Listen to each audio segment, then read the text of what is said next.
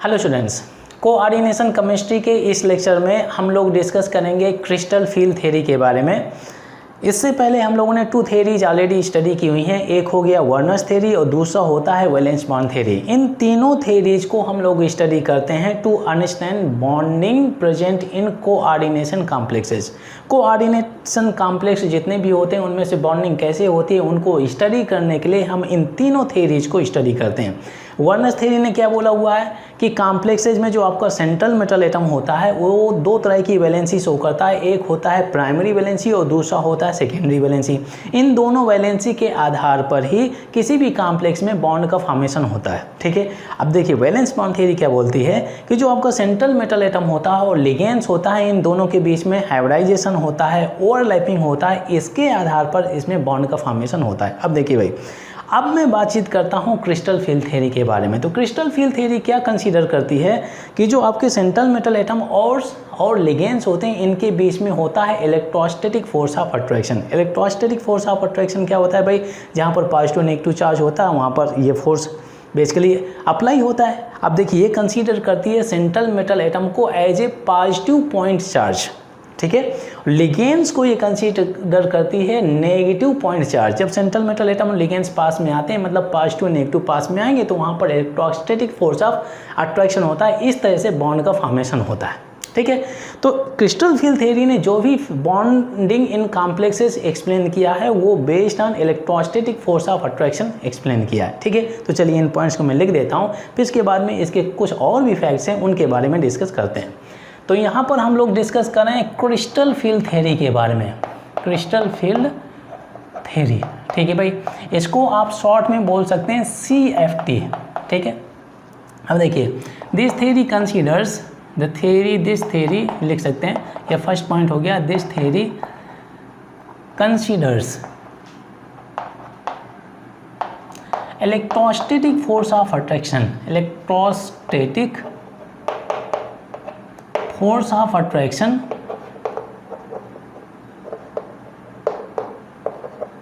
Between central metal atom and ligands. ठीक है भाई, लिगेंड्स और सेंट्रल मेटल एटम के बीच में इलेक्ट्रोस्टैटिक फोर्स ऑफ अट्रैक्शन होता है। इस तरह से इनके बीच में बॉन्ड का फॉर्मेशन होता है। अब देखिए भाई, जो सेंट्रल मेटल एटम है इनको कंसीडर करती है as a positive point charge, और जो लिगेंड्स होते हैं इसको कंसीडर करती है as a negative point charge. तो it considers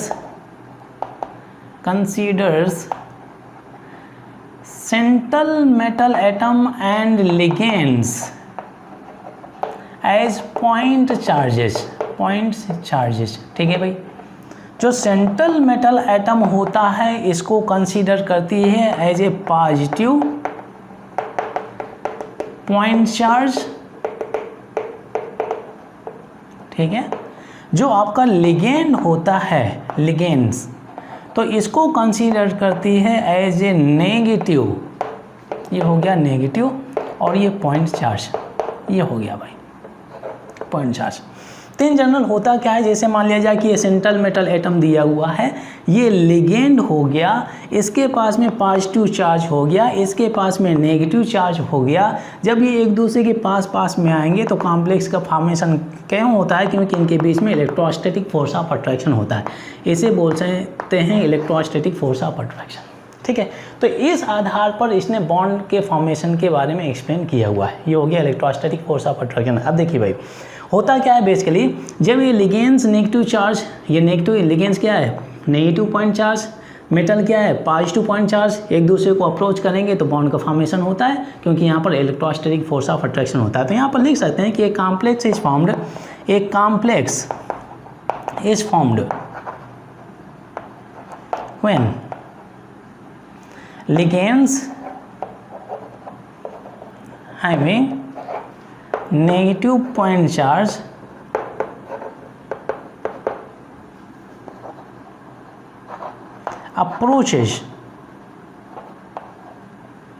approach central metal atom having positive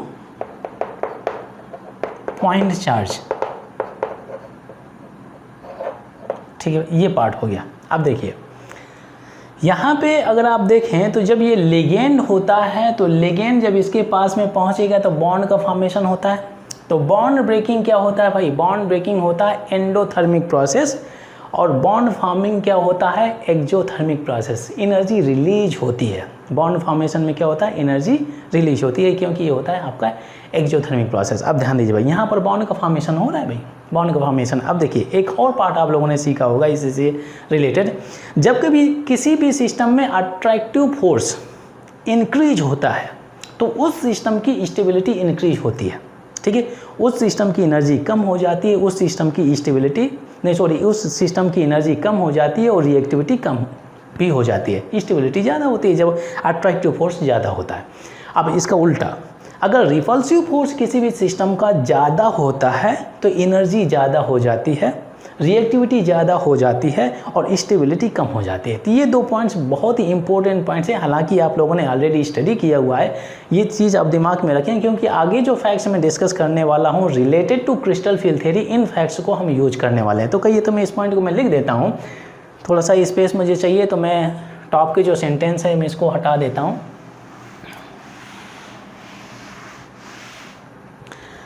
किसी भी सिस्टम में अगर अट्रैक्टिव फोर्स, इंपॉर्टेंट पार्ट ये हो गया अट्रैक्टिव फोर्स, ठीक है, increase the attractive forces increase the stability of the system, ठीक है, ये हो गया। Stability of the system increase होगी जब आपका अट्रैक्टिव फोर्स इंक्रीज होगा, रिएक्टिविटी कम हो जाएगी और एनर्जी भी उस सिस्टम की कम हो जाएगी। ये चीज़ आप दिमाग में रखें।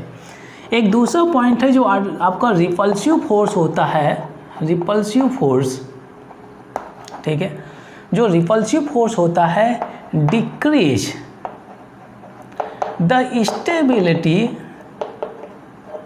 स्टेबिलिटी ऑफ द सिस्टम, ठीक है, decrease the stability of the system. अब ध्यान दीजिए भाई, अगर रिपल्सिव फोर्स ज़्यादा होता है, रिपल्सिव फोर्स अगर ज़्यादा होगा तो स्टेबिलिटी कम हो जाएगी, रिएक्टिविटी ज़्यादा हो जाएगी। वाई? बिकॉज एनर्जी ऐसे सिस्टम की ज़्यादा हो जाती है। तो ये जो आपका अट्रैक्टिव फोर्स और रिपल्सिव फोर्स मैंने क्यों मेंशन किया हुआ है? क्योंकि यहाँ पर हम बातचीत कर रहे हैं पॉइंट चार्जेस के बारे में, यहाँ पर हम बातचीत कर रहे हैं इलेक्ट्रोस्टैटिक फोर्स ऑफ अट्रैक्शन के बारे में। तो यहाँ पर आपको चीज़ देखना है कि कहाँ पर रिपल्सिव फोर्स ज़्यादा हो रहा है कि अट्रैक्टिव फोर्स ज़्यादा हो रहा है। उसके आधार पर उस सिस्टम की stability, energy as well as reactivity आप आसानी से डिटरमिन कर सकते हैं। चलिए इसके बाद में एक और इम्पोर्टेंट पार्ट, अब ध्यान दीजिए भाई, यहाँ पे जैसे मैंने शुरुआत में बोला हुआ था कि जो आपके लिगेंड्स होते हैं जब सेंट्रल मेटल एटम के पास में अप्रोच करेंगे, क्योंकि यहाँ पर इलेक्ट्रोस्टैटिक फोर्स ऑफ अट्रैक्शन होता है, तो अब देखिए भाई इसके पास में भी इलेक्ट्रॉन डेंसिटी होती है। इलेक्ट्रॉन पेयर हो गया, लोन पेयर हो गया, तो इलेक्ट्रॉन डेंसिटी होगी नहीं भैया, इलेक्ट्रॉन डेंसिटी होगी, ठीक है। अब यहाँ पर अगर आप देखें तो जो सेंट्रल मेटल एटम होते हैं तो वैकेंट ऑर्बिटल तो होते हैं, परंतु इसके पास में वैलेंस इलेक्ट्रॉन्स भी तो होते हैं। जैसे अगर मैं स्कैंडियम के बारे में बात करता हूँ तो इसका 21 होता है, तो 3d1 4s2 हो गया। ये 4p खाली पड़ा है, 4d खाली पड़ा हुआ है, ठीक है, वैकेंट ऑर्बिटल है, परंतु ये जो आउटर मोस्ट ऑर्बिटल्स हैं इनमें आउटर मोस्ट इलेक्ट्रॉन तो हैं। तो यहाँ पर अगर आप देखें तो इस सेंट्रल मेटल एटम के पास में तो वैलेंस इलेक्ट्रॉन की डेंसिटी भी तो होती है ना भाई, वैलेंस इलेक्ट्रॉन्स होते हैं, उनकी भी अपनी एक डेंसिटी होती है। अब ध्यान दीजिए भाई, इस लिगेंड्स के लोन पेयर इलेक्ट्रॉन पेयर की डेंसिटी, इस सेंट्रल मेटल एटम के वैलेंस इलेक्ट्रॉन की डेंसिटी, जब ये पास में आएंगे तो ये इलेक्ट्रॉन डेंसिटी भी पास आती है। तो यहाँ पर क्या होता है? रिपल्सन। देखिए इसी वजह से मैंने इस पॉइंट को यहाँ पे लिखा हुआ है। अब ध्यान दीजिए, जब रिपल्सन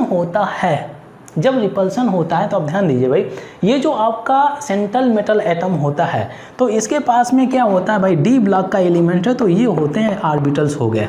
डी ब्लॉक में कितने बेसिकली, अगर इसमें से अगर आप देखें जो डी ऑर्बिटल होता है तो इसमें कितने बॉक्सेज हैं? 5 बॉक्सेज हैं, ठीक है भाई। तो अब देखिए रिपल्सन होगा तो स्टेबिलिटी इंक्रीज करने के लिए कहीं ना कहीं एनर्जी इसकी निकालनी पड़ेगी। तो क्या होता है, ये जो आपके ऑर्बिटल्स होते हैं इनकी ब्रेकिंग हो जाती है। ब्रेकिंग को हम बोलते हैं, जो आपके कोऑर्डिनेशन केमिस्ट्री में जो वर्ड यूज़ किया जाता है उसे बोलते हैं स्प्लिटिंग, ठीक है। तो ये जो ऑर्बिटल्स हैं इनकी हो जाती है स्प्लिटिंग, ठीक है भाई। वो थोड़ा सा स्टेबिलिटी को लाने के लिए इनकी स्प्लिटिंग कर दी जाती है।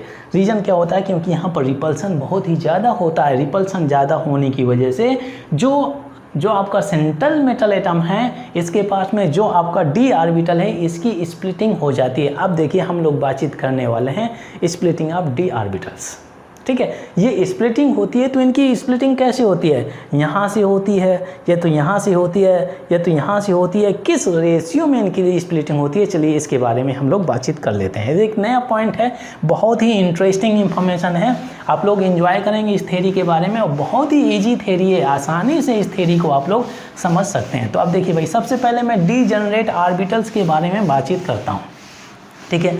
डीजेनरेट ऑर्बिटल्स, अब ध्यान दीजिए यहाँ पे जो पॉइंट हो गया डीजेनरेट ऑर्बिटल्स। ये डीजेनरेट ऑर्बिटल्स होते क्या हैं, ठीक है। जब कभी भी सेंट्रल मेटल एटम किसी भी अदर लिगेंड के साथ में, किसी अदर ग्रुप के साथ में अटैच नहीं है, कंप्लीटली फ्री स्टेट में या इन आइसोलेटेड स्टेट है, तो इसके जितने भी डी ऑर्बिटल्स होते हैं उनको आप बोल सकते हैं डीजेनरेट ऑर्बिटल्स, ठीक है भाई। तो यहाँ पे मैं लिख देता हूँ व्हेन सेंट्रल मेटल एटम, थोड़ा सा बड़ा कर देता हूँ, central metal atom is in isolated state, isolated state, the d orbitals are known as degenerate orbitals. बहुत ही सिंपल इंफॉर्मेशन है, ये ऑर्बिटल्स आप डीजेनरेट ऑर्बिटल्स बोल सकते हैं, डीजेनरेट, ठीक है भाई। कब कंडीशन क्या है कि जब आपका सेंट्रल मेटल एटम किसी भी लिगेंड्स के साथ में अटैच नहीं है, फ्री स्टेट में है, ठीक है। अब ध्यान दीजिए, चलिए मैं डी ऑर्बिटल्स को यहाँ पर मेंशन कर देता हूँ। यहाँ पे अगर आप देखें तो इसमें कितने बॉक्सेज होते हैं भाई, 5 बॉक्सेज होते हैं। अब देखिए डीजेनरेट ऑर्बिटल्स हो गया, डीजेनरेट ऑर्बिटल्स, ठीक है भाई। अब ध्यान दीजिए भाई, अगर इंडिविजुअली बॉक्स को मैं लेवलिंग करना चाहूँ तो स्ट्रक्चर ऑफ एटम में आप लोगों ने सीखा होगा, एक होता है आपका DXY, दूसरा होता है DYZ, तीसरा होता है DZX, फिर इसके बाद में DX² - Y², फिर इसके बाद में होता है DZ²। चलिए इंडिविजुअली मैंने लेवलिंग कर दी, ठीक है भाई। ये होते हैं 5 ऑर्बिटल्स, ठीक है। अब ध्यान दीजिए एक इम्पोर्टेंट पार्ट, जो पार्ट हम लोग डिस्कस करने वाले हैं, स्प्लिटिंग के बारे में हम लोग डिस्कस करने वाले हैं कि इनकी स्प्लिटिंग कैसे होती है। तो स्प्लिटिंग को समझने के लिए सबसे पहले हम लोग इनके डायग्राम को समझ लेते हैं। अब देखिए भाई, यहाँ पे अगर आप देखें तो कितने एक्सेस हैं, DXY XY एक्सेस है, इसमें YZ एक्सेस है, इसमें ZX एक्सेस है, इसमें से XY एक्सेस है, इसमें केवल एक ही एक्सेस है, दैट इज Z एक्सेस है। अब देखिए भाई, यहाँ पे अगर मैं बातचीत करता हूँ DXY के बारे में तो इसमें से 2 एक्सेस है, चलिए मैंने 2 एक्सेस कर दिया, ये X हो गया, ये Y हो गया। एक चीज़ आप दिमाग में रखें, जो एक्सेस होते हैं या X हो व Y हो, चाहे X Y Z हो, 3 एक्सेस हो, 2D या 3D जो भी हो गया, ठीक है। तो इन एक्सेस के बीच में हमेशा 90 डिग्री एंगल रहता है, 90 डिग्री एंगल आपको मेंटेन करके रखना है, तभी ये आप इनको एक्सेस कंसीडर कर सकते हैं। तो अगर आप देखें तो क्या यहाँ पे 90 डिग्री है, तो आप इनको एक्सेस कंसीडर कर सकते हैं। आप ऐसे नहीं कर सकते हैं कि ये एक्स और ये वाई कर दिया, क्यों, ये 90 डिग्री नहीं है। तो आप ये चीज़ दिमाग में रखें। जो इंपॉर्टेंट पॉइंट मैं बोल रहा हूँ, जब कोई एक्सेस होता है तो उनके बीच में 90 डिग्री का एंगल होना चाहिए, तभी आप उनको एक्सेस कंसीडर कर सकते हैं। अब देखिए भाई, यहाँ पर होता क्या है कि ये जो एक्सेस हैं तो इनके बीच में लोब ये लाई कर रहे होते हैं। इस तरह का स्ट्रक्चर आप लोगों ने बटरफ्लाई की तरह आप लोगों ने सीखा होगा, ठीक है। अगर मैं DYZ के बारे में बात करूं तो इसमें क्या हो जाएगा भाई, ये Y हो गया, Z कर लीजिए, तो यहाँ पर ऐसे लोब रहेंगे, ठीक है, यहाँ पे ऐसे लोब रहते हैं। अगर ZX के बारे में बात करें तो ये हो जाएगा आपका X और ये Z कर लीजिए, तो यहाँ से आपका ऐसे कुछ स्ट्रक्चर रहता है, ठीक है। अच्छा, एक चीज़ इसमें ध्यान दीजिए, ये जो लोब्स हैं, ये लोब्स, तो ये लोब्स लाई कर रहे हैं, ये जो लीफ बोल सकते हैं, जो लोब्स लाई कर रहे हैं इन बिटवीन द एक्सेस लाई कर रहे हैं। ये एक्सेस है, ये Z एक्सेस है, Y एक्सेस है, और ये Z एंड Y एक्सेस के बीच में ये लोब लाई कर रहा है। इसमें Y एक्स के बीच में ये लोब लाई कर रहा है, Z और X के बीच में ये लोब लाई कर रहा है। तो ये चीज़ आप दिमाग में रखें। इन तीनों ऑर्बिटल्स के स्ट्रक्चर में ध्यान दें तो जो लोब्स होते हैं एक्सेस के बीच में लाई कर रहे हैं। अच्छा भाई, मैं अभी इनके बारे में बात करता हूँ। ये हो गया DX² - Y², ठीक है, तो ध्यान दीजिए इसमें भी 2 एक्सेस हैं, इसको x और इसको y कंसीडर कर लिया अपन। तो यहाँ पे अगर आप देखें तो इनमें से ये जो आपके ऑर्बिटल्स हैं इनके कंपैरिजन में अगर बाई लुक आल्सो देखें तो थोड़ा सा डिफरेंस तो नज़र में आ रहा है भाई, इनमें स्क्वायर नहीं है, ठीक है। तो इसमें क्या होता है, जो लोब्स होते हैं तो यहाँ पर अलोंग द एक्सेस लाई करते हैं, कुछ ऐसा स्ट्रक्चर होता है। अगर मैं dz² के बारे में बात करूँ तो यहाँ पर होता क्या है कि ये हो गया आपका z एक्सेस, और z एक्सेस के अलोंग ये लोब लाई करेगा, और यहाँ पर होता है न्यूक्लियस जो इलेक्ट्रॉन डेंसिटी आपका एक्कोमोडेट होती है, ये होता है स्ट्रक्चर। अब ध्यान दीजिए भाई, यहाँ पे अगर आप तीनों ऑर्बिटल्स के बारे में बात करें तो यहाँ पर lobe in between the axes lie कर रहा है, और इन दोनों ऑर्बिटल्स के बारे में बात करें तो यहाँ पर lobes along the axes lie कर रहा है, ठीक है। तो यहाँ पर मैं लिख देता हूँ कहिए कि lobes lying in between the axes, ठीक है, इन बिटवीन द एक्सेस, ये हो गया। यहाँ पर हो गया lobes lying along the axes, ये हो गया भाई अलोंग द एक्सेस, ये पार्ट हो गया अलोंग द एक्सेस, ठीक है। मतलब है कि ये जो 3 ऑर्बिटल्स हैं ये 2 ऑर्बिटल्स से डिफरेंट हैं, मतलब ये है कि ये जो 3 ऑर्बिटल्स हैं और ये 2 ऑर्बिटल्स हैं, इस ग्रुप ऑर्बिटल्स की एनर्जी डिफरेंट होती है, इन ग्रुप ऑर्बिटल्स की एनर्जी डिफरेंट होती है, क्योंकि इनमें से जो लोब्स की पोजीशन डिफरेंट है, इनमें लोब्स की जो पोजीशन है डिफरेंट है। ध्यान दीजिए भाई, बहुत ही सिंपल इंफॉर्मेशन है। मतलब है कि जब कभी भी स्प्लिटिंग होने वाली है, जब कभी भी सेंट्रल मेटल एटम के पास में लिगेंड्स अप्रोच करेगा as a negative point charge, तो क्या होगा, रिपल्सन होगा। जब रिपल्सन होगा तो अब देखिए भाई, यहाँ पे जो 3 आपके ऑर्बिटल्स हैं तो इनकी एनर्जी डिफरेंट है, क्योंकि इन ऑर्बिटल्स में lobes in between the axes lie कर रहा है, और यहाँ पर जो आपके रेस्ट बाद के जो आपके यहाँ पर दिए हैं, क्या दिए हैं, ये जो आपके ऑर्बिटल्स दिए हैं, इनकी एनर्जी डिफरेंट है, क्योंकि यहाँ पर lobes along the axes lie कर रहा है। तो इसकी ब्रेकिंग कैसे हो जाती है, ऐसे हो जाती है, 3:2 रेशियो में स्प्लिट हो जाता है। ये 3 ऑर्बिटल्स अलग हो जाते हैं और ये 2 ऑर्बिटल्स अलग हो जाते हैं। तो ये जो स्प्लिटिंग होती है, ये जो ब्रेकिंग होती है, ये इनका डिवाइड होता है, तो इनको आप बोलते हैं क्रिस्टल फील्ड स्प्लिटिंग, ठीक है। एक टर्म आ जाता है क्रिस्टल फील्ड स्प्लिटिंग। तो चलिए इस पॉइंट को मैं लिख देता हूँ, क्रिस्टल फील्ड स्प्लिटिंग, ठीक है भाई। तो डीजनरेट ऑर्बिटल के बारे में तो आप समझ गए, अब हम बातचीत करते हैं क्रिस्टल फील्ड स्प्लिटिंग के बारे में, ठीक है। तो ये चीज़ आप दिमाग में रखें, जो मैंने डायग्राम यहाँ पर बताया हुआ है कि आपका DXY DYZ DZX में जो लोब्स लाई करेगा in between the axes, DX² - Y² and DZ² में जो लोब्स लाई करेगा अलोंग द एक्सेस, ठीक है। तो यहाँ पर हम बातचीत करते हैं क्रिस्टल फील्ड स्प्लिटिंग के बारे में बातचीत कर रहे हैं, ठीक है भाई। तो it is the splitting of degenerate orbital, degenerate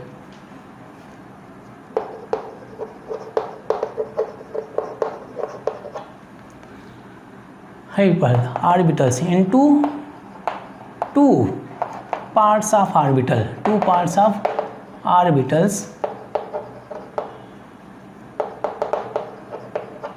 ठीक है।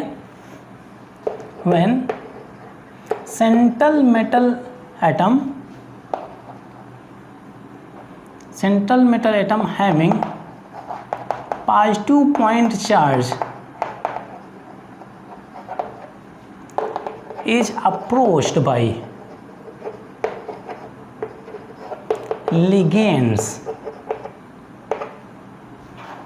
having negative point charge,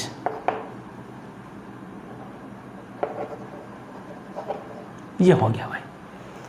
अगर आप देखें स्प्लिटिंग कैसे होता है, स्प्लिटिंग इस वजह से होता है क्योंकि जब आपके लोन पेयर के जो लिगेंड्स होते हैं, लिगेंड्स के जो लोन पेयर होते हैं, वो लोन पेयर किसके साथ में रिपल्सन करते हैं, valence electrons of central metal atom. इनकी वजह से रिपल्सन होने की वजह से जो आपका डीजनरेट ऑर्बिटल्स होते हैं, इनमें हो जाती है स्प्लिटिंग, 3:2 रेशियो में स्प्लिटिंग हो जाती है।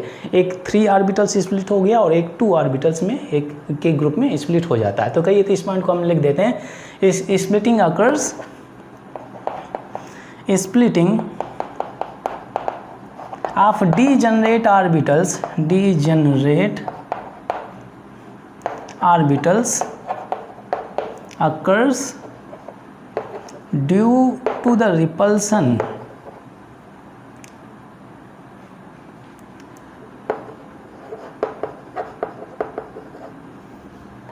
between lone pair of ligands and valence electron of central metal atom. ये रीजन होता है भाई। जो पॉइंट मैंने आपको एक्सप्लेन किए हैं उन्हीं पॉइंट्स को मैंने यहाँ पर लिखा हुआ है। स्प्लिटिंग ऑफ डीजनरेट ऑर्बिटल किस वजह से होती है कि लोन पेयर या इलेक्ट्रॉन पेयर ऑफ लिगेंड्स जब आपके सेंट्रल मेटल के पास के आते हैं और उसके खुद के वैलेंस इलेक्ट्रॉन होते हैं, इनके बीच में हो जाता है रिपल्सन। उसकी वजह से रिपल्सन का मतलब क्या है, उसकी एनर्जी कम करने के लिए यहाँ पर स्प्लिटिंग हो जाता है। ठीक है, स्प्लिटिंग करेंगे तो कुछ कंजप्शन ऑफ एनर्जी होगा। ठीक है भाई, तो वहाँ पर एनर्जी कम हो जाएगी तो स्टेबिलिटी थोड़ा बढ़ने लगती है। अब देखिए भाई, यहाँ पे सिचुएशन कुछ ऐसी होती है। थोड़ा इस स्पेस के लिए मैं क्या कर लेता हूँ, कहीं तो मैं यहीं पे बना देता हूँ। अब देखिए यहाँ पर हो गया आपका डीजनरेट ऑर्बिटल्स, यहाँ पे नहीं बनेगा, थोड़ा सा स्पेस ले लेता हूँ। इस पार्ट को आप लिख लीजिए, वीडियो को पॉज करके आप इस पार्ट को लिख लें, फिर इसके बाद में जो दूसरा डायग्राम बता रहा हूँ उसके बारे में आप ध्यान दें। ठीक है भाई, तो अब देखिए डीजनरेट ऑर्बिटल्स के बारे में हम लोग बातचीत कर रहे हैं। ये हो गया आपका डीजनरेट ऑर्बिटल। ठीक है भाई, डीजनरेट 1 2 3 4 5। ठीक है, जब इसकी स्प्लिटिंग होगी तो 2 पार्ट्स में स्प्लिट हो जाता है। ठीक है, ये पार्ट हो गया, ये हो गया, तो ये हो गया डीजनरेट ऑर्बिटल्स। ये हो गया आपका dx² - y²। ठीक है, और ये हो जाता है dz²। ये हो जाता है dxy dyz और dzx हो जाता है। ठीक है, इस पेयर को आप Eg बोलेंगे, इस पेयर को आप बोलेंगे T2G, ऐसे रिप्रेजेंट करते हैं। ठीक है भाई, ये पार्ट हो गया। अब ध्यान दीजिए भाई, यहाँ पे आप एक क्वेश्चन पूछ सकते हैं कि भाई ये आपने इन ऑर्बिटल्स को नीचे क्यों रखा हुआ है। अगर मैं यहाँ पर एनर्जी प्रोफाइल के बारे में बात करूँ तो इनकी एनर्जी कम हो गई, इनकी एनर्जी ज़्यादा हो जाएगी, क्योंकि भाई नीचे से ऊपर तक एनर्जी इंक्रीज हो रही है, तो इन ऑर्बिटल्स की एनर्जी कम होगी, इन ऑर्बिटल्स की एनर्जी ज़्यादा होगी। ठीक है भाई, तो अब एक चीज़ समझें कि ये फ्लिप भी कर सकते हैं। ऐसा कुछ नहीं है कि ये कंडीशंस बिल्कुल ऐसे ही रहेगी, ऐसा भी हो सकता है। यहाँ पे मैंने कर लिया, ये हो गया, ये 3 ऊपर भी हो सकता है और बॉटम में आपका 2 भी हो सकता है। ये dx² - y² dz², ये dxy dzx yz कर लीजिए, यहाँ पर dzx कर लेते हैं, ये हो गया।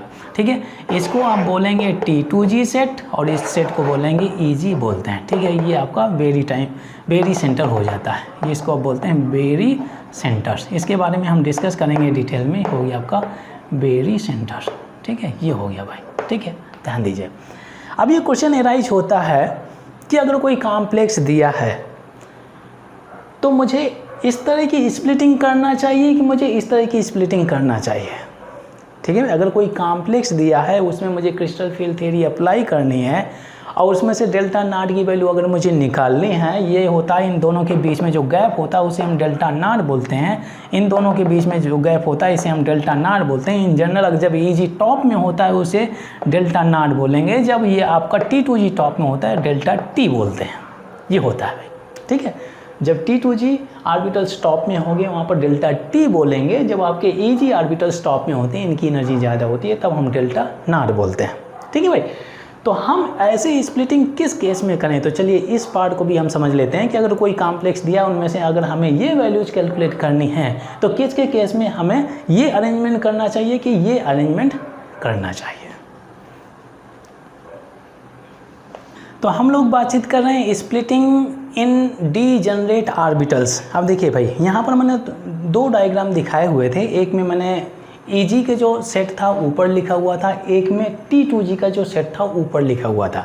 Eg के केस में डेल्टा नॉट लिखा हुआ था और T2G के केस में डेल्टा T लिखा हुआ था। अब देखिए भाई, डेल्टा नॉट क्या होता है, नॉट का जो 0 होता है उसे ऑक्टाहेड्रल, डेल्टा टी, टी का मतलब टेट्राहेड्रल। तो मतलब जो स्प्लिटिंग हम लोग डिस्कस करने वाले हैं या खास तौर से जो आपकी क्रिस्टल फील्ड थ्योरी जो कॉम्प्लेक्सेज को कवर करती है, एक होता है टेट्राहेड्रल कॉम्प्लेक्सेज और दूसरा होता है ऑक्टाहेड्रल कॉम्प्लेक्सेज। जब कभी भी हम ऑक्टाहेड्रल कॉम्प्लेक्सेज के बारे में बात करें, स्प्लिटिंग इन ऑक्टाहेड्रल कॉम्प्लेक्सेज, वहाँ पर हमें कैलकुलेट करना है डेल्टा नॉट।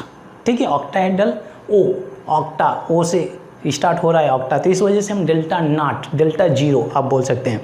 जब कभी भी हम स्प्लिटिंग इन टेट्राहेड्रल के बारे में बात करें तो वहाँ पर आपको कैलकुलेट करना है डेल्टा टी। ठीक है बेटे, सबसे पहले हम लोग डिस्कस करते हैं crystal field splitting in octahedral complexes. Octahedral complexes में स्प्लिटिंग कैसे होती है, चलिए बात करते हैं। ये टाइटल मैं डाल देता हूँ, ये हो गया क्रिस्टल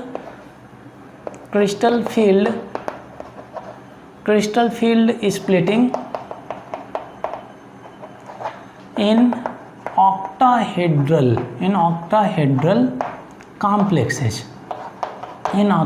कॉम्प्लेक्सेज। अब ध्यान दीजिए भाई, बहुत ही इंटरेस्टिंग इन्फॉर्मेशन हम लोग डिस्कस करने वाले हैं। अब देखिए, इंपॉर्टेंट पार्ट ये है कि जो ऑक्टाहेड्रल कॉम्प्लेक्सेज होता है तो उसका स्ट्रक्चर क्या होता है। ऑक्टाहेड्रल का स्ट्रक्चर कुछ ऐसा होता है भाई, ठीक है। यहाँ पर सेंट्रल मेटल एटम हो गया और ये हो गया आपका कुछ ऐसे स्ट्रक्चर। ये तो आप लोगों ने केमिकल बॉन्डिंग में भी सीखा होगा, ठीक है। वैलेंस बॉन्ड थ्योरी में तो हम लोगों ने डिस्कस ही कर लिए हैं, ठीक है भाई, ज्योमेट्री के बारे में। अब देखिए, ये सेंट्रल मेटल एटम है और ऑक्टाहेड्रल कॉम्प्लेक्सेज में कोऑर्डिनेशन नंबर होता है 6।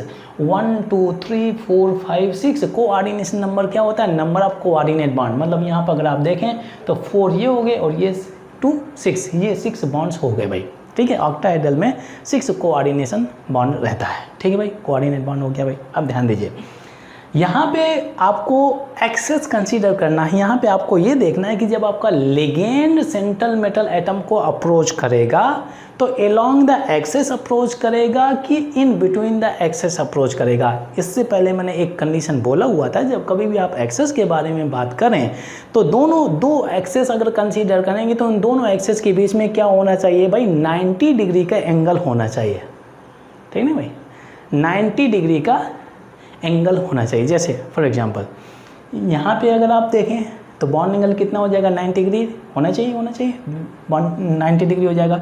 यहाँ पे अगर मैं कुछ ऐसे कर लेता हूँ, ये मान लीजिए कि ये प्लेन हो गया और एक ऐसे लाइन गया हुआ है वर्टिकली, तो यहाँ पर भी 90 डिग्री एंगल हो जाएगा, तो यहाँ पर भी होना चाहिए 90 डिग्री, होना चाहिए ना होना चाहिए, ठीक है। अगर यहाँ पे बात करें तो ये भी आपका 90 डिग्री एंगल होगा, नहीं होगा, 90 डिग्री एंगल होगा भाई, ये भी आपको 90 डिग्री एंगल हो जाएगा, ठीक है भाई। अब देखिए यहाँ पे क्या होता है कि ये जो एक्सेस है, मान लीजिए यहाँ पर लिगेंड हो गया, ये हो गया आपका लिगेंड हो गया भाई, कितना, अगर ये 90 है, ये 90 है, ये 90 है, ये 90 है, तो कितना हो गया, 9 4 या 36 हो गया, तो पूरा 360 डिग्री हो गया ना भाई। तो हर एक ये बॉन्ड एंगल कितना हो जाएगा, 90। मतलब है कि इनको आप एक्सेस कंसीडर कर सकते हैं। अगर मैं इसको एक्स एक्सेस कंसीडर करता हूँ तो ये वाई एक्सेस हो गया भाई, कंसीडर कर सकते हैं, क्योंकि इन दोनों के बीच में 90 डिग्री का एंगल बन रहा है। अब देखिए, ऑक्टाहेड्रल में यहाँ पर लिगेंड्स प्रेजेंट होते हैं, लिगेंड्स यहाँ पे प्रेजेंट होते हैं, ठीक है। यहाँ भी आप कंसीडर कर सकते हैं। एक्सप्लेन करने के लिए कोई एक पॉइंट ले ली जाए, फिर उसके बाद में पूरा पार्ट समझ लेते हैं। अब देखिए, जब ये लिगेंड से जब सेंट्रल मेटल एटम को अप्रोच करेगा अलोंग द एक्सेस, और जैसे कि शुरुआत में मैंने बोला हुआ है कि जब लिगेंड्स आपका सेंट्रल मेटल एटम को अप्रोच करेगा तो लिगेंड्स के पास में लोन पेयर होता है और सेंट्रल मेटल एटम के पास में वैलेंस इलेक्ट्रॉन होते हैं, इनके बीच में होता है रिपल्सन। मतलब है कि जब लिगेंड्स सेंट्रल मेटल एटम के पास में अप्रोच करेगा, यहाँ पर होगा रिपल्सन, और जब रिपल्सन होता है तो उस सिस्टम की स्टेबिलिटी कम हो जाती है, energy of that system increase हो जाती है, reactivity of that system increase हो जाती है। अब ध्यान दीजिए भाई, एक इंपॉर्टेंट पार्ट, जब रिपल्सन होगा अलोंग द एक्सेस तो उन ऑर्बिटल्स की एनर्जी इंक्रीज हो जाएगी, उन ऑर्बिटल्स की एनर्जी इंक्रीज हो जाएगी जिनमें लोब्स अलोंग द एक्सेस लाई करते हैं। बहुत ही सिंपल इंफॉर्मेशन है।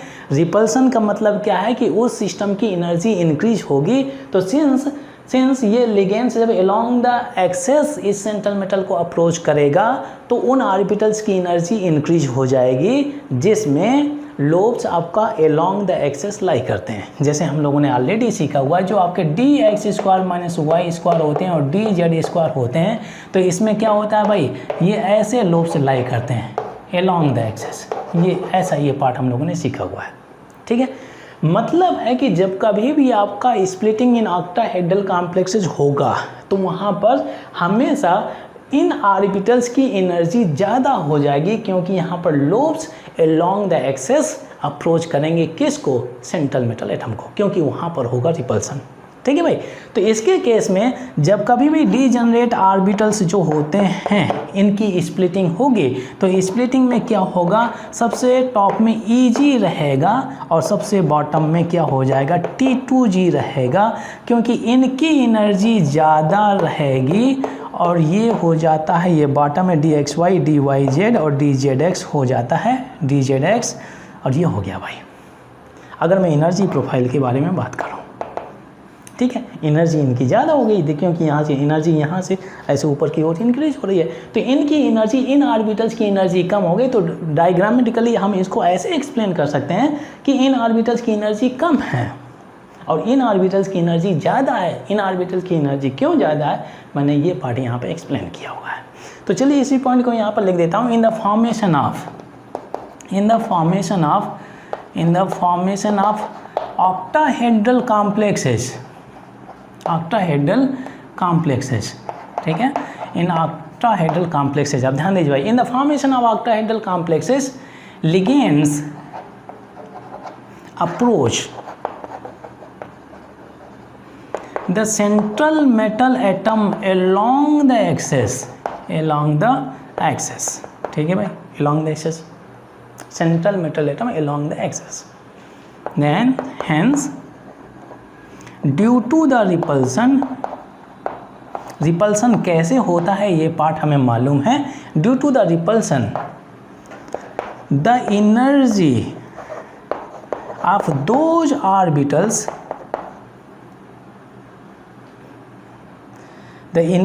those orbitals increases in which lobes lying कर सकते हैं, lying along the axis। बहुत ही सिंपल पार्ट हो गया, बहुत ही आसानी से इस पोर्शन को आप समझ सकते हैं। ये टॉप में क्या है, इनकी एनर्जी क्यों ज़्यादा है, क्योंकि यहाँ पर रिपल्सन हो रहा है और इनकी एनर्जी ज़्यादा हो रही है, रिएक्टिविटी ज़्यादा हो रही है, स्टेबिलिटी कम हो रही है। हो गया ना भाई। अब मतलब है कि कभी भी अगर आपको डेल्टा नॉट की वैल्यू कैलकुलेट करना है इन ऑक्टाहेड्रल कॉम्प्लेक्सेस तो आपको यही अरेंजमेंट करके ही डेल्टा नॉट की वैल्यू कैलकुलेट करना है। अब देखिए भाई डेल्टा नॉट की वैल्यू कैसे कैलकुलेट करते हैं। ये आपका वेरी सेंटर हो गया, वेरी सेंटर्स, ठीक है, इसको डेल्टा नॉट बोलेंगे। इन दोनों ऑर्बिटल के बीच में जो गैप होता है उसको डेल्टा नॉट बोलते हैं, ठीक है। इस मीडियम, ये जो आपका वेरी सेंटर है, इस वेरी सेंटर के जो डाउन का जो गैप होता है तो इसको आप बोलेंगे 2/5 और जो ऊपर का होता है तो इसे बोलते हैं 3/5।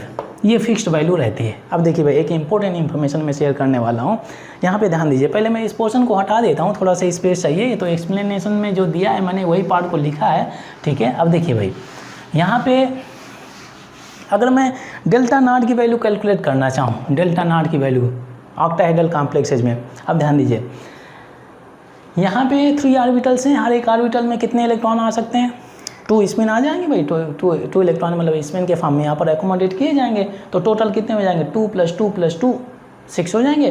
तो यहाँ पर क्या है भाई, ये जो आपका जो नीचे का है तो ये नेगेटिव रहता है, ऊपर का जो रहता है पॉजिटिव रहता है, ठीक है भाई। तो यहाँ पे क्या हो जाएगा डेल्टा नॉट, तो -2/5 मल्टीप्लाइड बाई 6, ठीक है।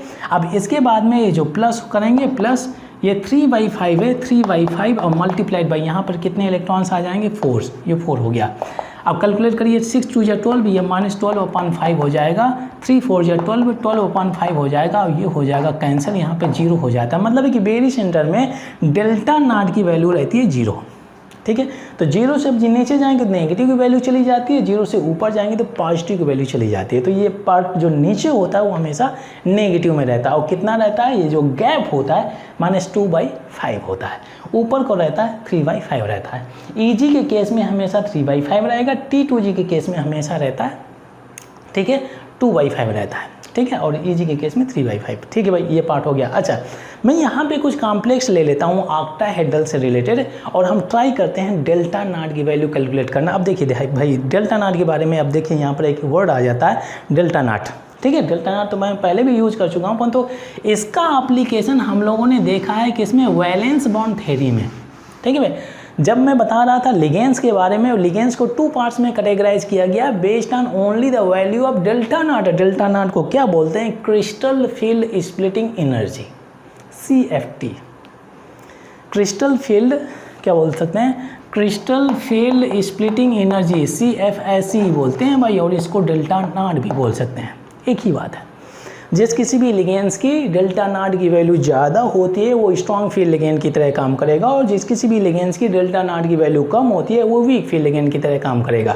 तो अब देखिए भाई, यहाँ पे ये जो आपका वैल्यू है ये कम्प्लीटली एक्सपेरिमेंटल वैल्यू है भाई, एक्सपेरिमेंटल वैल्यू। इसी वैल्यू के आधार पर हम लोगों ने क्लासिफिकेशन किया है किसका, strong field ligands and weak field ligands. खासतौर से हमें strong field ligand and weak field ligand के बारे में पता चलता है only from the crystal field theory, ये वैलेंस बॉन्ड थ्योरी से नहीं पता चलता है। अगर मैं spectrochemical series valence bond theory से हटा दूं तो पूरी की पूरी वैलेंस बॉन्ड थ्योरी कोलैप्स हो जाएगी। आप बिना स्ट्रॉन्ग फील्ड और वीक फील्ड लिगेंड्स को यूज किए अगर आप कोई जानकारी एक्सट्रैक्ट करना चाहें बाई वीबीटी थ्योरी नहीं निकाल सकते हैं, क्योंकि वहाँ पर आप ये pairing and non pairing of electron तो ये पूरा गायब ही हो जाएगा। आप समझ रहे हैं ना बात, जो मैं चीज़ यहाँ पर मेंशन कर रहा हूँ, मतलब है कि जो strong field ligands and weak field ligand है तो इनके बीच में क्या डिफरेंस होता है, वैलेंस बॉन्ड थ्योरी बिल्कुल बातचीत ही नहीं करती है, क्योंकि ये पार्ट तो एक्सप्लेन किया गया किसके द्वारा, क्रिस्टल फील्ड थ्योरी के द्वारा। ठीक है भाई, अब ध्यान दीजिए, जो आपके स्ट्रॉन्ग फील्ड लिगेंड होते हैं, ठीक है, जो स्ट्रॉन्ग फील्ड लिगेंड में क्या होता है, डेल्टा नॉट की वैल्यू ज़्यादा होती है। ठीक है, और ये डेल्टा नॉट की वैल्यू किससे ज़्यादा होती है, पेयरिंग एनर्जी से भी ज़्यादा होती है। अब देखिए भाई, यहाँ पर क्या होता है, स्ट्रॉन्ग फील्ड लिगेंड्स में क्या होता है, जब कभी भी आपका strong field ligand central metal atom से अटैच होता है तो आप पेयरिंग ऑफ इलेक्ट्रॉन करते हैं। तो यहाँ पे जो इलेक्ट्रॉन्स आप जब भरते हैं, पेयरिंग ऑफ इलेक्ट्रॉन करते हैं, तो यहाँ पे जो एनर्जी कंज्यूम होती है, ये एनर्जी लगती है, इस एनर्जी से भी ज़्यादा डेल्टा नॉट की वैल्यू होगी, तभी वो लिगेंड्स आपका स्ट्रॉन्ग फील्ड लिगेंड की तरह काम करता है। ठीक है, और एक इंफॉर्मेशन, इनको लो स्पिन कॉम्प्लेक्स भी बोला जाता है जहाँ पर स्ट्रॉन्ग फील्ड लिगेंड रहता है। ठीक है, अगर मैं वीक फील्ड लिगेंड के बारे में बात करूँ तो यहाँ पर डेल्टा नॉट की वैल्यू कम हो जाती है। इनके केसेस में डेल्टा नॉट की वैल्यू कम हो जाती है किससे, पेयरिंग एनर्जी से, और इनसे हम बोलते हैं हाई स्पिन कॉम्प्लेक्स। ये हो गया हाई स्पिन कॉम्प्लेक्स बोल सकते हैं, जिसमें से वीक फील्ड लिगेंड्स, जिनमें से वीक फील्ड लिगेंड्स प्रेजेंट होता है। लो स्पिन कॉम्प्लेक्स इन जनरल कुछ हो सकते हैं exceptions, in general most of the cases क्या होते हैं, डायमैग्नेटिक नेचर ज़्यादा होता है, पैरामैग्नेटिक नेचर कम होता है। जो हाई स्पिन होता है इनमें से स्पिनिंग ऑफ इलेक्ट्रॉन ज़्यादा होता है, एनर्जी ज़्यादा होती है, स्टेबिलिटी कम होती है, पैरामैग्नेटिक करेक्टर ज़्यादा होता है, डायमैग्नेटिक करेक्टर कम होता है। ठीक है भाई, अब देखिए यहाँ पर मैं कुछ ज़्यादा डिले किए बिना यहाँ पर मैं एक एग्जाम्पल ले लेता हूँ, उस एग्जाम्पल से हम डेल्टा नॉट की वैल्यू कैलकुलेट करते हैं। ठीक है भाई, तो देखिए यहाँ पे मैं क्या करता हूँ, एक कॉम्प्लेक्स ले लिया, मान लिया जाए कि यहाँ पर CO ये NH3 दिया हुआ है कोबाल्ट। ठीक है, और यहाँ पे मैं कर लेता हूँ 3।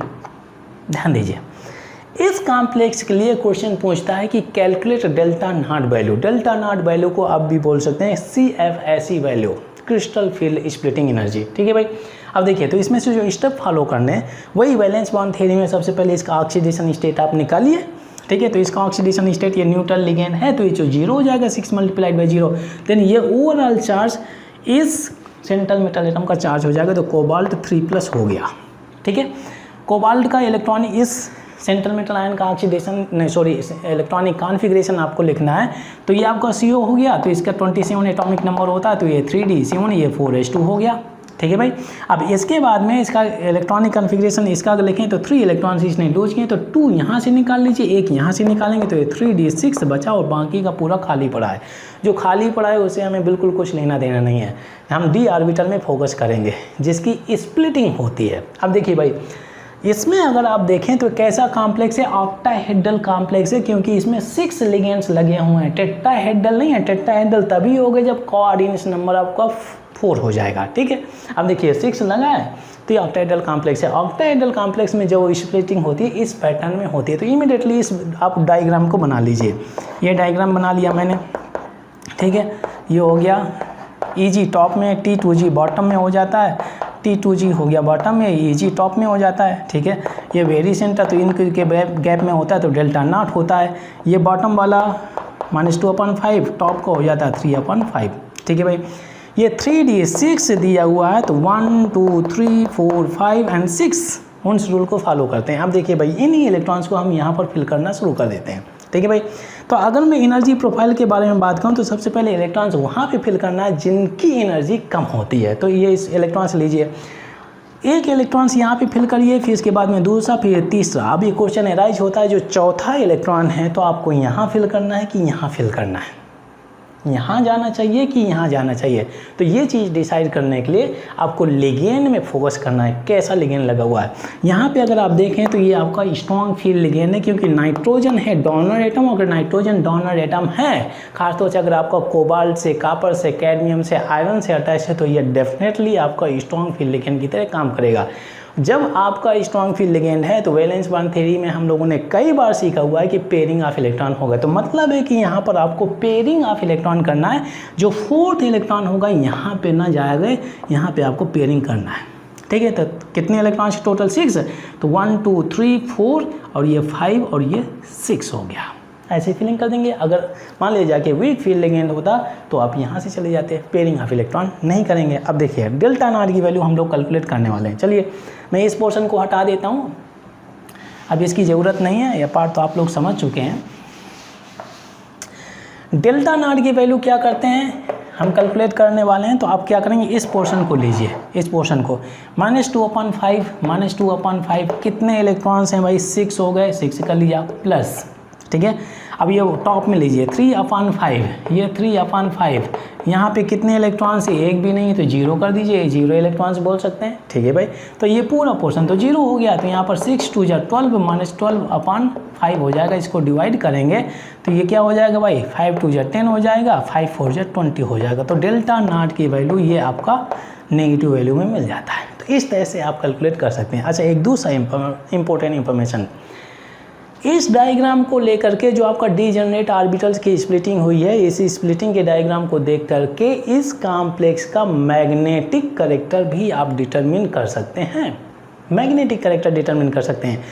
अगर अनपेयर्ड इलेक्ट्रॉन है पैरामैग्नेटिक, अगर पेयर्ड इलेक्ट्रॉन है डायमैग्नेटिक। इसमें अगर आप देखें तो ये सभी के सभी पेयर्ड इलेक्ट्रॉन है, एक भी अनपेयर्ड इलेक्ट्रॉन नहीं है। इसका मतलब ये कॉम्प्लेक्स हो जाएगा आपका, सॉरी पैरा लिखने वाला था, ये होता है आपका डायमैग्नेटिक। ये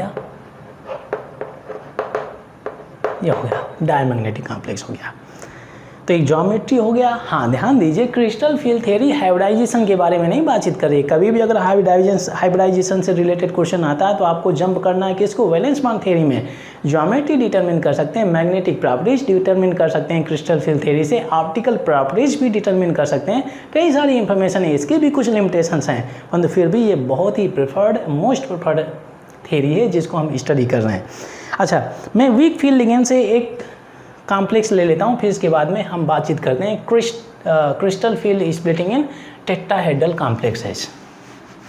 नेक्स्ट कॉम्प्लेक्स है एक ऐसा कॉम्प्लेक्स जिसमें से होगा आपका वीक फील्ड लिगेंड्स। ये 3- हो गया भाई। इसमें से मुझे डेल्टा नॉट वैल्यू कैलकुलेट करना है और मुझे मैग्नेटिक प्रॉपर्टीज भी डिटरमिन करना है। हाँ भाई, इसमें से अगर आपकी n की वैल्यू मिल जाती है, मतलब नंबर ऑफ अनपेयर्ड इलेक्ट्रॉन्स, तो यहाँ से आप मैग्नेटिक मोमेंट भी कैलकुलेट कर सकते हैं, स्पिन मल्टीप्लिसिटी भी कैलकुलेट कर सकते हैं, जिसका फॉर्मूला होता है 2s+1। और s की वैल्यू क्या होती है, जो s होता है 2s+1, s की वैल्यू क्या होती है, जितने भी अनपेयर्ड इलेक्ट्रॉन्स होते हैं उनको डिवाइड बाई 2 कर दीजिए, वो हो जाती है आपकी s की वैल्यू। ठीक है भाई। अब देखिए ये कॉम्प्लेक्स हो गया और डेल्टा नॉट की वैल्यू कैलकुलेट करना है। Why delta nought, delta t नहीं, क्योंकि ये आपका ऑक्टाहेड्रल कॉम्प्लेक्स है, क्योंकि कितने लिगेंड्स लगे हैं, 6 लिगेंड्स लगे हुए हैं। ठीक है भाई। तो वही सेम स्टेप फॉलो करिए। सबसे पहले तो इस सेंट्रल मेटल एटम का ऑक्सीडेशन स्टेट निकालेंगे। तो भाई इसमें अगर आप कैलकुलेट करना चाहें तो ये कोबाल्ट +6, हैलोजन -1 होता है, ओवरऑल चार्ज आपका -3 है तो -3 करेंगे तो कोबाल्ट ये क्या हो गया +3 हो गया। तो यहाँ पर +3 ऑक्सीडेशन स्टेट में ये लाई कर रहा है। ठीक है भाई। अब देखिए भाई कोबाल्ट का अगर मैं एटॉमिक नंबर 27 होता है तो ये 3d7 है, ये 4s2 हो जाता है। इसमें 3 इलेक्ट्रॉन्स लूज किए हैं तो ये हो जाएगा 3d6 और ये 4s0 हो जाता है। ठीक है, तो ये 0 दिया तो यहाँ पर हम इसको काउंट नहीं करने वाले हैं, इसका कोई रोल नहीं रहेगा। आप डीजनरेट ऑर्बिटल में फोकस करिए। ऑक्टाहेड्रल कॉम्प्लेक्सेज में मैंने बोला हुआ था, थोड़ा सा नीचे कर लेते हैं क्योंकि मुझे वो EG और T2G भी शो करना है। ठीक है, 1 2 3 4 5 और ये EG ऑक्टाहेड्रल कॉम्प्लेक्सेज में टॉप में रहता है और T2G आपका बॉटम में रहता है। ये T2G हो गया भाई और ये EG हो जाता है। ये वेरी सेंटर हो गया जहाँ पर डेल्टा नॉट दोनों के बीच का डिफरेंस होता है। ठीक है भाई। अब देखिए ये बॉटम का गैप -2/5 और टॉप का गैप रहता है 3/5 हो गया। अब ये 3d6 है, 3d6 1 2 3 4 5 और ये 6 हो गया। चलिए इलेक्ट्रॉन्स फिल करते हैं। तो 1 2 3 हो गया। अब देखिए भाई जो फोर्थ इलेक्ट्रॉन कहाँ जाना चाहिए, यहाँ जाना चाहिए कि यहाँ जाना चाहिए, डिसाइड करूँगा based on the type of ligand attach. ये लिगेंड्स कैसा है, वीक फील्ड लिगेंड है, मतलब पेयरिंग नहीं करेंगे भाई, लेकर के यहाँ से पेयरिंग शुरू कर देंगे। उसमें प्रीवियस वाले में हम लोगों ने पेयरिंग किया हुआ था, यहाँ पे पेयरिंग नहीं करेंगे तो फोर्थ होगा, यहाँ पे 4 और ये 5 हो गया। फिर इसके बाद में नीचे से फिर वही शुरुआत करेंगे, 5 हो गया फिर ये 6 हो गया, ऐसे करते हैं। ठीक है भाई। चलिए डेल्टा नॉट की वैल्यू कैलकुलेट कर लेते हैं। ये डेल्टा नॉट की वैल्यू करेंगे तो ये पोर्शन को आप लीजिए, इस पोर्शन को लीजिए और दोनों को ऐड कर दीजिए। ठीक है भाई। तो -2/5 मल्टीप्लाइड बाई कितने इलेक्ट्रॉन्स हैं, 4 कर दिया, प्लस 3/5 कितने इलेक्ट्रॉन्स हैं, 2 कर दिया भाई। सिंप्लीफाई करिए 5, ये 4 2 8 -8/5 प्लस 3 2 6, यहाँ पे कितना हो गया 5, तो ये -2/5 हो जाएगा। तो एज इक्वल टू कितना हो जाएगा भाई, माइनस और ये हो जाएगा 0.4 कर सकते हैं, 5 4 20 हो जाएगा। तो ये आपका डेल्टा नॉट की वैल्यू आपको मिल जाती है। हो गया भाई। ठीक है, इस तरह से आप आसानी से कैलकुलेट कर सकते हैं। ठीक है भाई। जो क्रिस्टल फील्ड थ्योरी है तो ख़ास तौर से कई सारी इंफॉर्मेशन यहाँ से भी निकाल सकते हैं, जैसे कि शुरुआत में मैग्नेटिक, ऑप्टिकल, एजुलाइज, स्टेबिलिटी, रिएक्टिविटी, एनर्जी से रिलेटेड कई सारी इंफॉर्मेशन आप एक्सट्रैक्ट कर सकते हैं। इसके बारे में भी हम लोग एप्लीकेशन में बहुत ही डिटेल में डिस्कस करेंगे। अच्छा, अगर इसकी मैग्नेटिक प्रॉपर्टीज़ के बारे में बात करूँ तो देखिए आपको यहाँ पे फोकस करना है। इसका कोई रोल नहीं है, ये तो स्प्लिट हो गया ना, जो फाइनल में जो आपको मिलता है ये स्प्लिटिंग। तो इस पोजीशन में अरेंजमेंट ऑफ इलेक्ट्रॉन कैसा है वहाँ से आप निकालिए। तो इसमें अगर आप देखें तो क्या इसमें अनपेयर्ड इलेक्ट्रॉन है, अच्छे खासे अनपेयर्ड इलेक्ट्रॉन है। 2 यहाँ पर हो गए, 2 यहाँ पर हो गया, n की वैल्यू 4 हो जाएगी। बहुत ही ज़्यादा हाई पैरामैग्नेटिक करेक्टर है इसमें भाई। तो ये पैरामैग्नेटिक बाई नेचर है, ये जो कॉम्प्लेक्स है आपका पैरामैग्नेटिक बाई नेचर,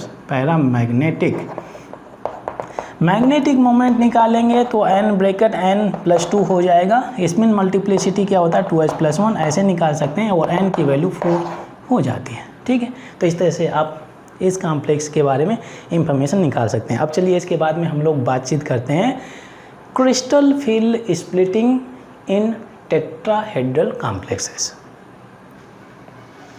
नेक्स्ट है crystal field splitting, crystal field splitting in tetrahedral complexes. ठीक है भाई, टेट्राहेड्रल कॉम्प्लेक्सेस। ठीक है, चलिए इसके बारे में हम डिस्कस कर लेते हैं। बहुत ही इंटरेस्टिंग इन्फॉर्मेशन है। देखिए इस इंटरेस्टिंग इन्फॉर्मेशन को भी आप लोग एंजॉय करने वाले हैं। अब देखिए भाई टेट्राहेड्रल कॉम्प्लेक्सेस में जो टेट्राहेड्रल ज्योमेट्री होती है, स्ट्रक्चर के बारे में बात करें तो ये कुछ ऐसा होता है भाई, ऐसा होता नहीं होता है, कुछ ऐसा होता है। अच्छा, इनके बीच में जो ये इक्वी डिस्टेंस होते हैं, इनके बीच में इन दोनों ये जो बॉन्ड एंगल दिए हैं, ये बॉन्ड एंगल तो सेम ही होता है और ये डिस्टेंस होता है ये भी सेम ही होता है। इसी वजह से कोई भी अगर कॉम्प्लेक्स जिसका टेट्राहेड्रल ज्योमेट्री है वो आपका क्या होता है, डाइपोल मोमेंट उसका 0 होता है। रीज़न क्या होता है कि यहाँ पर बॉन्ड एंगल सेम और इक्वी डिस्टेंस, ये सभी डिस्टेंस इक्वल डिस्टेंस में लोकेट होते हैं। ठीक है भाई, पोजिशन होते हैं। अब देखिए जो बॉन्ड एंगल होता है आप लोगों ने सीखा होगा 109 डिग्री 28 मिनट होता है भाई, ये आपने केमिकल बॉन्डिंग में सीखा हुआ है, वही इंफॉर्मेशन मैंने यहाँ पे पोस्ट की है। अब देखिए अगर मैं एक्सेस के बारे में बात करूँ, ठीक है भाई, जो हम लोगों ने डीजनरेट ऑर्बिटल के बारे में सीखा हुआ है, D X Y D Y Z D Z X D X square minus Y square D Z square. ठीक है, अगर मैं एक्सेस यहाँ पे रिप्रेजेंट करना चाहूँ तो आप इन दोनों को एक्सेस नहीं मान सकते हैं क्योंकि कंडीशन मैंने बोला हुआ है कि जो एक्सेस होते हैं एक्स वाई, इनके बीच में बॉन्ड एंगल हमेशा 90 डिग्री होना चाहिए। ये 90 डिग्री नहीं है, ये 109 डिग्री 28 मिनट है। 90 डिग्री होना चाहिए, तभी आप इनको एक्सेस कंसीडर कर सकते हैं। हो गया भाई? अच्छा, मतलब है कि इतना तो बहुत ही क्लियर हो गया कि इन टेट्राहेड्रल कॉम्प्लेक्सेस, ये जो आपके बॉन्ड दिए हैं, इनको आप एक्सेस नहीं कंसीडर करेंगे। तो हम क्या करते हैं, एक्सेस को कंसीडर करने के लिए हम एक इमेजिनरी लाइन मान लिया जाए कि मैंने यहाँ से ड्रा कर ली। ठीक है, एक लाइन मैंने यहाँ से ड्रा कर ली, तो क्या यहाँ पर बॉन्ड एंगल क्या 90 होगा? नहीं होगा। तो अगर मैं इसको x मान लेता हूँ, इसको y मान लिया। ठीक है, एक अगर मैं 3D स्ट्रक्चर के बारे में बात करूँ तो यहाँ पर मैंने z कर लिया, तो यहाँ पर एक ये 90 हो गया, ये भी 90 हो गया। तो जो 3D स्ट्रक्चर होता है ना भाई, जो दीवार में जो रूम का एक जो कॉर्नर होता है, तो एक लाइन ऊपर होती है, एक लाइन ऐसे गई होती है, एक लाइन ऐसे गई होती है। तो यहाँ पर 90 90 90 रहता है ना भाई। आपको जो रूम का कॉर्नर है जिसमें आप स्टडी कर रहे हैं, उसका एक कॉर्नर पकड़िए, वो 3D एक्सेस में होगा। 3D तो एक ये तो नीचे हो गया भाई, ये एक्स वाई हो गया, और एक टॉप में हो गया जेड हो गया, और ये उनका एंगल देखिए 90 90 रहेगा। तो ये भी 90 हो गया, ये भी 90 हो गया, ये भी 90 हो गया। तो क्या मैं इनको एक्सेस मान सकता हूँ? ऑफ कोर्स मान सकता हूँ, क्योंकि अब इनके बीच में 90 90 का एंगल बन रहा है। अब देखिए भाई, अब इन ये जो एक्सेस हैं, तो इन्हीं एक्सेस के अलोंग या इन बिटवीन आपका जो लिगेंड होगा अप्रोच करेगा किसको? सेंट्रल मेटल एटम को। ये सेंट्रल मेटल एटम लोकेट है आपका सेंटर में। ठीक है भाई, लिगेंड्स आपके यहाँ पे रखे हुए हैं, लिगेंड्स आपके यहाँ पे रखे हुए हैं। अब देखिए, ये लिगेंड्स आपका सेंट्रल मेटल एटम को अप्रोच कर रहा है। अब ध्यान दीजिए, बहुत ही इंटरेस्टिंग इंफॉर्मेशन है। जब ये अप्रोच करेगा तो रिपल्सन होगा, तो रिपल्सन के पहले ये अप्रोच कर रहा है। तो अप्रोच टेट्राहेड्रल में कैसे कर रहा है? अगर आप देखें तो ये जो लिगेंड है, तो ये लिगेंड आपका जब सेंट्रल मेटल एटम को अप्रोच कर रहा है, तो इन बॉन्ड्स को देखिए, इन बॉन्ड्स के बीच से अप्रोच कर रहा है, इन बॉन्ड्स के बीच से अप्रोच कर रहा है, इन बॉन्ड के बीच से अप्रोच कर रहा है। मतलब ये है कि टेट्राहेड्रल कॉम्प्लेक्सेस में जो आपका लिगेंड होता है, तो in between the axes approach कर रहा है। ये तो आपका इमेजिनरी है, ये तो आपका इमेजिनरी है। एक्चुअल में जो इसका बॉन्ड्स होते हैं, ये बॉन्ड्स है, और इन बॉन्ड्स के बीच से लिगेंड्स अप्रोच कर रहा है। ये ligands in between the axes approach कर रहा है टेट्राहेड्रल में। ये तो हम लोगों ने बॉन्ड एंगल को जस्टिफाई करने के लिए एक इमेजिनरी लाइन ड्रा कर ली, वहाँ पर लिगेंड्स की पोजीशन बता दी। फिर इसके बाद में हम ये ऑब्जर्व करते हैं कि लिगेंड्स है टेट्राहेड्रल ज्योमेट्री में सेंट्रल मेटल एटम को कैसे अप्रोच कर रहा है। तो इसमें अगर आप देखें तो टेट्राहेड्रल में लिगेंड्स सेंट्रल मेटल एटम को in between the axes approach कर रहा है। मतलब है कि टेट्राहेड्रल में उन ऑर्बिटल्स की एनर्जी ज़्यादा हो जाएगी जिनमें lobes in between the axes lie कर रहे हैं। बस ये कॉन्सेप्ट हो गया भाई। बस केवल इतना ही इंफॉर्मेशन आपको स्टडी करना है, जहाँ पे आपको ब्रेन यूज करना है। बाकी पार्ट तो आप आसानी से कर ही सकते हैं। ठीक है भाई, तो ये हो गया। अब ये डिफ्रेंशिएट कर लीजिए भाई। ऑक्टाहेड्रल में जो लिगेंड्स होता है सेंट्रल मेटल एटम को अलोंग द एक्सेस अप्रोच करेंगे।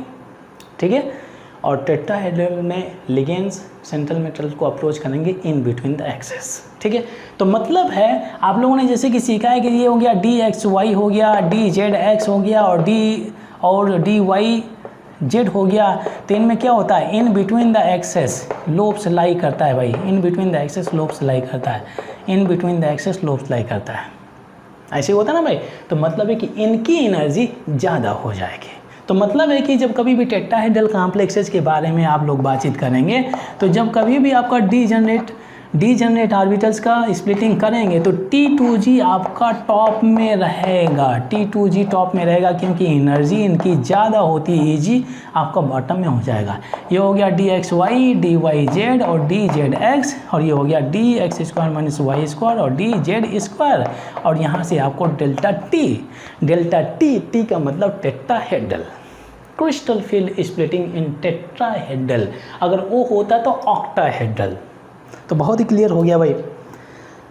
ऑक्टाहेड्रल स्प्लिटिंग में Eg टॉप में, क्योंकि D X square minus Y square D Z square की एनर्जी ज़्यादा होती है, और टेट्राहेड्रल कॉम्प्लेक्सेस में T2G ऊपर रहेगा क्योंकि इनकी एनर्जी ज़्यादा होती है।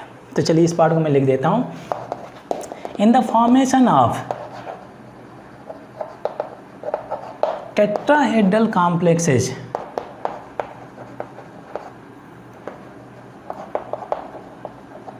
ligands approach central metal atom in between the axis, hence energy of those orbitals increases in which the lobes are lying in between the axes। ये हो गया भाई, इन बिटवीन द एक्सेस। बहुत ही सिंपल और बहुत ही इंटरेस्टिंग इंफॉर्मेशन है। चलिए इस कॉन्सेप्ट को हम लोगों ने समझ लिया है और इससे रिलेटेड हम कुछ एग्जांपल्स कर लेते हैं और कैलकुलेट करते हैं डेल्टा टी की वैल्यू। अब देखिए ध्यान दीजिए, इसमें क्या हो जाएगा भाई, ये वेरी सेंटर हो गया, तो इसमें से अब देखिए ईजी के केस में 3/5 रहता है, T2G के केस में जो गैप होता है 2/5 रहता है। टॉप में गया तो ये +2 रहेगा, ये बॉटम में हो गया तो नेगेटिव हो गया, और बाकी पार्ट आपका सेम रहता है। इस तरह से स्प्लिटिंग होती है। ठीक है भाई, तो चलिए आप वीडियो को पॉज करके इस पोर्शन को लिख लें, फिर इसके बाद में जो एग्जाम्पल मैं डिस्कस कर रहा हूँ तो उसके बारे में ध्यान दें। स्प्लिटिंग इन टेट्राहेड्रल कॉम्प्लेक्सेस से रिलेटेड मैं एक एग्जांपल ले लेता हूं। जैसे हो गया आपका कोबाल्ट, ये आपका Cl4 हो गया, और ये आपका चार्ज हो गया ओवरऑल चार्ज -2। एनायनिक कॉम्प्लेक्स ले लिया भाई। इसमें अगर आप देखें तो यूनिडेंटेट नेगेटिव लिगेंड दिया है। कितना लिगेंड दिया है? 4 दिया है, मतलब है कि आपका टेट्राहेड्रल कॉम्प्लेक्स है। ठीक है, टेट्राहेड्रल कॉम्प्लेक्स है, तो मतलब है कि इसमें जब डीजनरेट ऑर्बिटल की स्प्लिटिंग हुई तो T2G आपका टॉप में रहेगा, उनकी एनर्जी ज़्यादा रहेगी, और EG जो आपका रहेगा, जो ऑर्बिटल सेट ऑफ ऑर्बिटल्स होता है, वो बॉटम में रहेगा, उनकी एनर्जी कम रहेगी। ठीक है भाई, तो ये बहुत ही आसान हो गया। ठीक है, चलिए इसके बारे में हम डिस्कस कर लेते हैं। हमें क्या कैलकुलेट करना है? डेल्टा टी, और हमें मैग्नेटिक प्रॉपर्टीज़ भी निकाल लेनी है। मैग्नेटिक प्रॉपर्टीज़ निकालनी है। ठीक है भाई, मैग्नेटिक प्रॉपर्टीज़। अब ध्यान दीजिए भाई, सबसे जो पहला स्टेप क्या करना है, वही कोबाल्ट की ऑक्सीडेशन स्टेट आप निकालिए। तो ये कोबाल्ट हो गया +4 हो गया, हैलोजन है -1 चार्ज, टोटल चार्ज इसका ओवरऑल चार्ज -2 है। कैलकुलेट करेंगे तो इसका +2 ऑक्सीडेशन स्टेट आपको मिल गया, ये हो गया +2। ठीक है भाई, कोबाल्ट का एटॉमिक नंबर होता है 27, इलेक्ट्रॉनिक कॉन्फ़िगरेशन 3d7 हो जाता है। आउटर मोस्ट में 2 इलेक्ट्रॉन से, जब ये 2 इलेक्ट्रॉन से लूज करेगा तो ये 3d7 बचा, 4s0, उससे कुछ लेना देना नहीं। हम बातचीत कर रहे हैं डीजनरेट ऑर्बिटल्स के बारे में। ठीक है भाई, वैलेंस बॉन्ड थ्योरी में तो हम वेकेंट ऑर्बिटल्स यूज करते थे, क्योंकि वहाँ पर हम यूज करते थे हाइब्रिडाइजेशन निकालना। क्रिस्टल फील्ड थ्योरी हाइब्रिडाइजेशन के बारे में नहीं बातचीत करती है, इस वजह से हम वेकेंट ऑर्बिटल्स के बारे में नहीं बातचीत करेंगे। ठीक है भाई, अच्छा, डीजनरेट ऑर्बिटल है, चलिए हम डायग्राम ड्रा कर लेते हैं। और इसमें से जैसा कि हम लोगों ने सीखा हुआ है कि T2G आपका टॉप में रहेगा, और क्या हो जाएगा भाई, इसमें EG आपका बॉटम में हो जाता है, EG बॉटम में हो जाएगा, EG बॉटम में हो जाएगा। और ये आपका जो गैप होगा, टोटल गैप डेल्टा T हो जाता है। ये EG का 3/5 रहेगा, तो ये बॉटम में माइनस है, और इसका 2/5 हो जाता है, ये गैप हो जाता है 2/5। ये कांस्टेंट वैल्यू रहती है, फिक्स्ड, कभी भी चेंज नहीं होती है। अब ध्यान दीजिए भाई, ये 3d7 है, 1 2 3 4 5 और 6 है 7। चलिए फिलिंग ऑफ इलेक्ट्रॉन करते हैं। तो यहाँ से एनर्जी प्रोफाइल क्या है, लो, जिनकी एनर्जी कम होती है वहाँ पे फिल करेंगे, तो बॉटम से ऊपर तक फिल करेंगे, तो 1 और 2 3 यहाँ पे होना चाहिए कि यहाँ पे होना चाहिए, जो थर्ड स्पिन आ गया। तो लिगेंड्स में अगर आप देखें तो ये वीक फील्ड लिगेंड है, मतलब पेयरिंग नहीं करेंगे। यहाँ पे अगर रखेंगे तो पेयरिंग होना शुरू हो जाएगा, मतलब है आपको यहाँ पे रखना है, क्योंकि वीक फील्ड लिगेंड्स में नो पेयरिंग ऑफ इलेक्ट्रॉन। 3 4 5, ठीक है, देन 6 और ये 7। फिर शुरू से ऐसे ही करते हैं, पहले सिंगली फिल कर दीजिए, फिर डबल फिल कर दीजिए। इन जनरल जो हुन्स रूल होता है, हुन्स रूल का वायलेशन होता है कब? जब आपका स्ट्रॉन्ग फील्ड लिगेंड दिया हुआ है। हुन्स रूल का वायलेशन होता है जब आपका स्ट्रॉन्ग फील्ड लिगेंड दिया है। ध्यान दीजिए भाई, ये बहुत नई चीज़ इंफॉर्मेशन, ये नई इंफॉर्मेशन है, आप लोग सीख रहे हैं।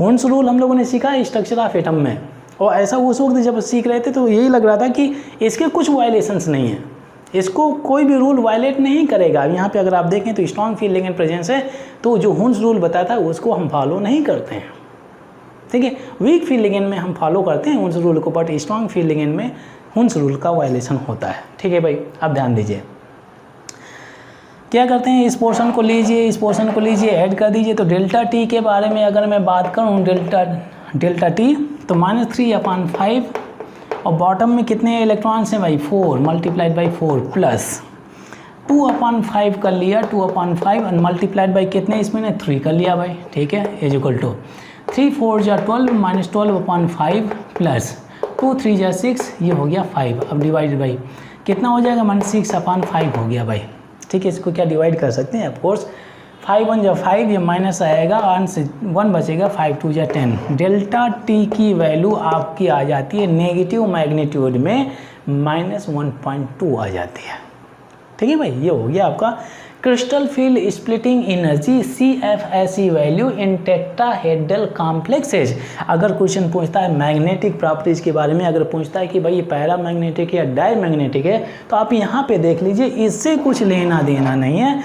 ये स्प्लिटिंग के बाद में पोजीशन ऑफ इलेक्ट्रॉन देखिए, तो यहाँ पर अनपेयर्ड रखा हुआ है, यहाँ दोनों में देखना है कितने अनपेयर्ड हैं, 3 अनपेयर्ड है भाई, 3 अनपेयर्ड है, 3 अनपेयर्ड है, मतलब ये हो गया आपका पैरामैग्नेटिक बाय नेचर।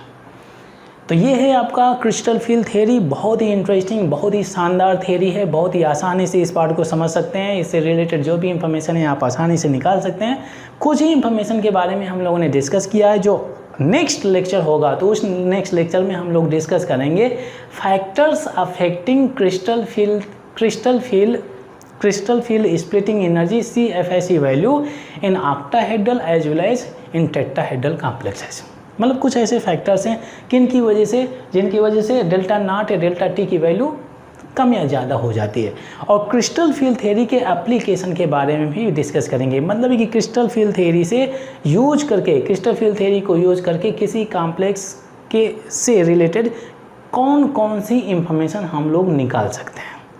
आज के लेक्चर में केवल हम लोगों ने क्रिस्टल फील्ड थ्योरी से केवल यही डिस्कस किया है कि डेल्टा टी या डेल्टा नॉट की वैल्यू कैसे निकालनी है, और मैग्नेटिक प्रॉपर्टीज मतलब कि पैरामैग्नेटिक है, डायमैग्नेटिक, ये इंफॉर्मेशन एक्सट्रैक्ट की है। नेक्स्ट लेक्चर में हम लोग डिटेल में डिस्कस करेंगे कि CFT थ्योरी को यूज करके कौन कौन सी इंफॉर्मेशन हम किसी भी कॉम्प्लेक्स के बारे में कलेक्ट कर सकते हैं।